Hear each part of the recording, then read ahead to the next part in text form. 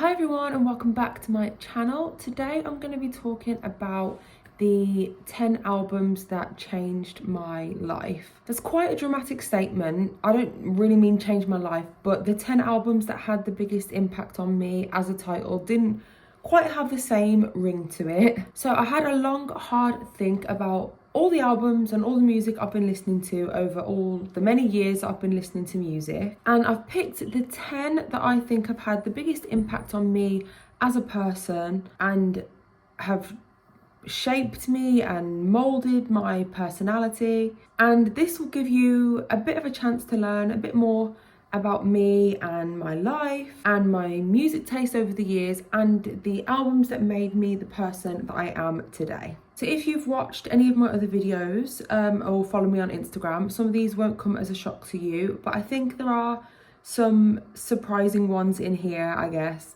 And as always, let me know what you think in the comments and leave me the 10 albums that changed your life in the comments as well, because I think music is such a personal thing and it's always interesting to hear other people's takes. And I've done this in kind of chronological order, I suppose. So I've started with the first album that I feel had an impact on me and then gone through my life. So let's just get started. The first album I'm going to talk about is the first album I really remember falling in love with. Pretty much all of my earliest memories from being a child involve this album. It's literally still one of my favourite albums of all time, and it is, of course, Band on the Run by my beloved Wings. Wings were my first ever favourite band, and they have such a special place in my heart forever and always. Band on the Run really was the album that started it all for me. I still listen to it all the time. It's absolutely timeless. Paul McCartney is forever and always been ahead of his time. His songwriting ability is unparalleled. It just, for me, it doesn't get better than Paul McCartney. He is my favourite musical artist of all time and has been since I was a child. Speaking of Paul McCartney, I've literally just a few weeks ago got this massive thing, and I just have to show you because I'm so excited about it. This is Paul McCartney, the lyrics.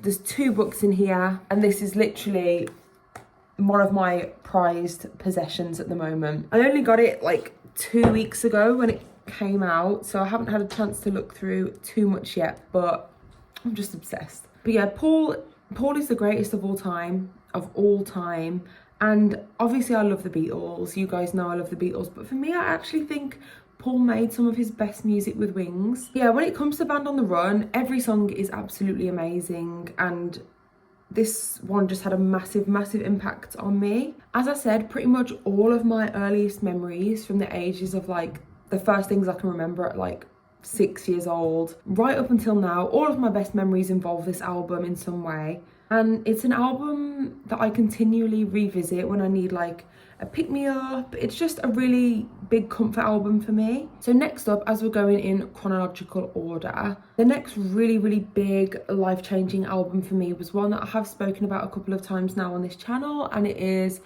Oceanized by Owl City. Genuinely can't even put it into words how influential this album was to me. Like, I basically made this album my whole personality from the ages of like 12 to maybe 14, 15. And I've told this story before like 3 times now, but Owl City was my first ever concert. I think I was about 13, and I literally just cried from the start to the end of the concert, just like sobbed the whole way through, just from sheer happiness and elation. And to this day, it's still one of my favourite memories of my whole life. And it really does just show the power of music. I didn't really feel like I related to a lot of people that I went to school with. I think felt always a bit weird or like a bit of an outsider. I think most people do, but one thing I always had was music, and yeah, this album was just a really like formative one for me. Okay, so now to paint you the picture, I'm about 14 now, and I'm just about to discover metal and heavier music, metalcore, post-hardcore, all that kind of stuff. And the album that was my introduction to that type of music was Suicide Season by Bring Me the Horizon. I think for a lot of people that are my age and got into metal when they were a teenager, this was like a huge album. There was this, Creatures by Motionless in White, Reckless and Relentless by Ask and Alexandria, The Flood by Of Mice and Men. Like, those were such pinnacle albums for me. And although my favourite out of those bands, and one that I still listen to the most, is Motionless in White, I think Suicide Season, I just wanted to talk about Suicide Season because it was like my introduction to heavy music, and I don't listen to it as much anymore, but it still has like a really special place in my heart. I think it holds up really well. It was a massive step up from their previous album. The songs are really well written. I really like Ollie's style of screaming. The songs are pretty unique, and yeah, like God knows where my music taste would be if I hadn't discovered this album. So moving on a bit now, I'm a little bit older, maybe like I think I was about 15, 16 now, and I'm going to talk about the album Humbug by Arctic Monkeys. Again, this album was absolutely huge for me. Arctic Monkeys are, without a shadow of a doubt, the band from my teenage years. I was literally obsessed with them, more obsessed than I've ever been with a band in my entire life, even to this day. I still love them a lot, and I'll still get excited about their new releases and follow everything they do. I've seen them live like a million times, and I think I'll go to every single tour they ever do until the day I die. And that is just because of how much the album Humbug impacted me. This album is literally imprinted into my DNA. I know every lyric, every drum beat, every bass line, every guitar chord, literally everything, just because of how much I used to listen to this album when I was like 16. And this was also around the time that I started going to concerts more. I just started my first job at McDonald's when I was 16. So I was earning money, and I was spending all of that money on going to gigs. So I saw them live a few times at arena shows, and then I saw them at Reading Festival a few years later as well. And yeah, just great memories. Love this album so much, still holds up. Songs are absolutely unbelievable. Okay, so my fifth choice, and I feel like I'm literally explaining my whole life here, so sorry if this is boring and you have no interest in me as a person, that's fine. But now we're moving on to the time that I was doing my A-levels, and if you're not from the UK, A-levels is like when you're about 17, 18, like just before you go to university. And one of my A-levels was media studies, and something we had to do for one of our exams, we had to write about polarizing figures in the media and how they presented themselves, how the media presented them, like controversial figures and stuff like that. And one of those people that we were studying three people. One was Robbie Williams, one was Lady Gaga, and the other was Marilyn Manson. And from there, an obsession was born. I read his book. We had to read the book for the exam. Loved it, listened to all his albums, and completely fell in love with the album, you guessed it, Mechanical Animals. I love this album so much, I can't even describe. I still love it. Like, my YouTube channel started with me talking about Marilyn Manson. So yeah, I have spoken about Mechanical Animals quite a few times on this channel. It's a masterpiece, and this album changed my life in so many different ways. It got me through some really tough times. It gave me a deeper understanding of music, and it was also the album that got me into my favourite band in the world ever, which brings us on to my sixth choice. If you've watched any of my other videos, again, you'll probably know what this is, but this album completely flipped my world upside down, and it is The Fragile by 9 Inch Nails. My one true love,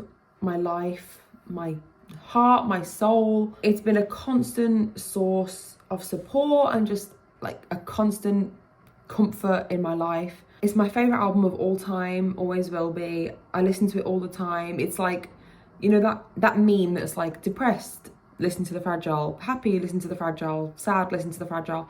It's like that. I really love this album so much. It really taught me a lot about music, changed the way I listen to music, and it showed me what a true musical masterpiece sounds like. You can literally hear the blood, sweat, tears, love, passion, authenticity that went into this album. You can literally, it pours through the songs, and The Fragile will just always be the album for me. It's the blueprint, the GOAT, just the greatest of all time ever.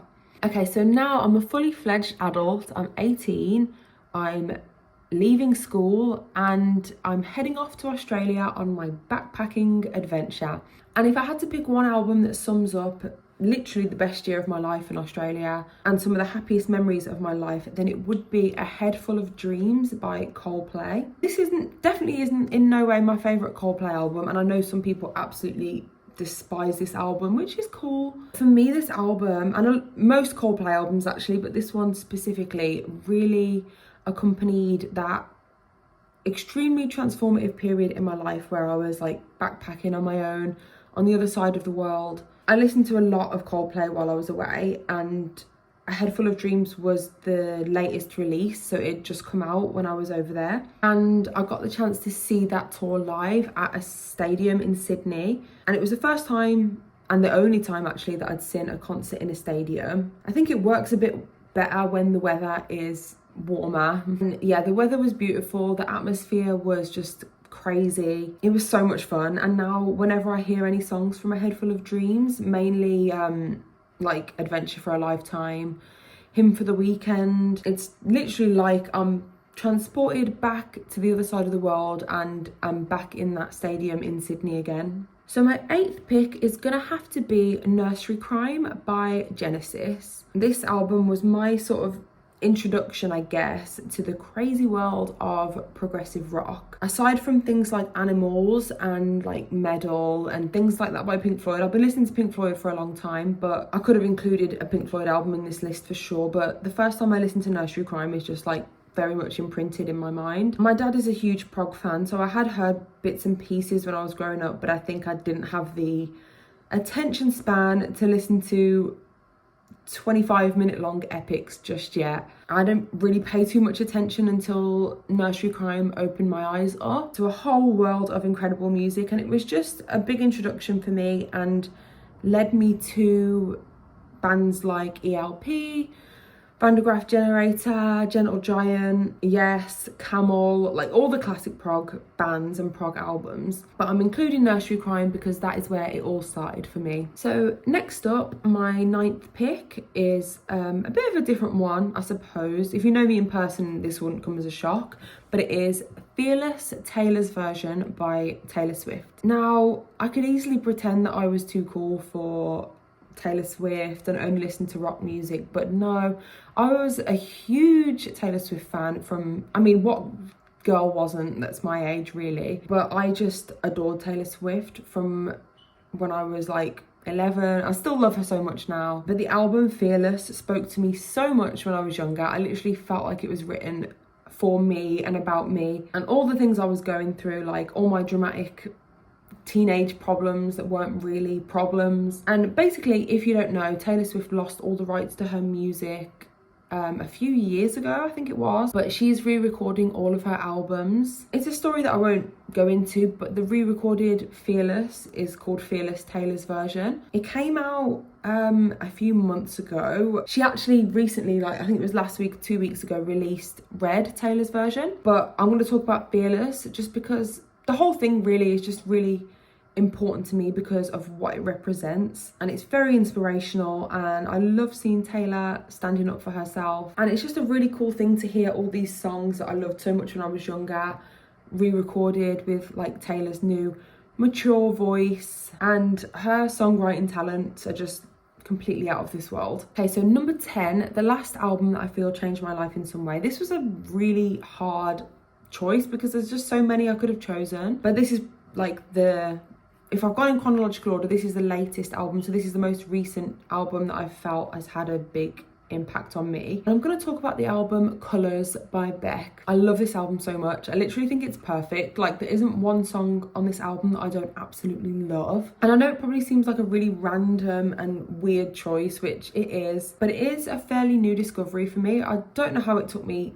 so long to listen to Beck, like where have I been? But yeah, this album was my introduction to Beck's music and my introduction to a catalogue of really interesting, creative, innovative, inspiring music. And although it's not my favourite Beck album, I'm having to choose it because it was my introduction. It was also the soundtrack from my most recent family holiday that we went camping back in July, and obviously I've got great memories associated with that trip, and we were listening to Beck for like the whole trip basically. And yeah, I just love it. Like every song is amazing. I literally listen to I'm So Free like every day, and it really just sets me up for the day. So there we go, 10 albums that I feel have changed my life. I hope you've enjoyed this video, and as always, leave any comments in the comments below. Let me know what albums changed your life. And as it's coming up to Christmas, have a lovely Christmas and a happy new year. I'll be back soon with my favourite albums from 2021 and revealing my album of the year from 2021. So look out for that. Thank you for watching, and I will see you next time.